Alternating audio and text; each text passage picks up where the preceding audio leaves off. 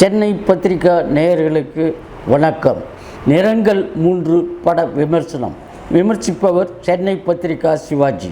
அதர்வாவுக்கு cinema இயக்குனராகணுன்றது லட்சியம். அவருடைய கதையை ஒரு பிரபல இயக்குனர் திருடிடுறாரு. ஆசிரியரான ரகுமான் மகள் அபிராமி திடீர்னு காணாமல் போயிடுறாங்க.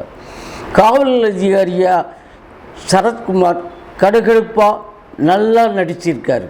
கண்டிப்பான காவல் அதிகாரியா சரத்குமார் ஒரு அரசியல்வாதியின் பகையை சம்பாதிக்கிறார். இதனால் ஏற்படும் பிரச்சனை என்ன, இந்த மூவரும் எப்படி சந்திக்கிறார்கள்னு ரொம்ப இன்ட்ரெஸ்டிங்காக சொல்கிறது தான் படத்தோட மீதி கதை. அதர்வாவுக்கு சராசரியான இளைஞன் வேஷம்தான். இருந்தாலும் முதல்ல போதைக்கு அடிமையாகும் கதாபாத்திரத்தை ஏற்று நடித்து நல்லா நடிச்சிருக்கார். காவல்துறை அதிகாரியாக சரத்குமார் கம்பீரமாக நடிச்சிருக்கார். ஆசிரியராக நடித்த ரகுமானுக்கு நல்ல வாய்ப்பு கிடைச்சிருக்குது. அதை அவரும் நல்லா பயன்படுத்தி நடிச்சிருக்கார்.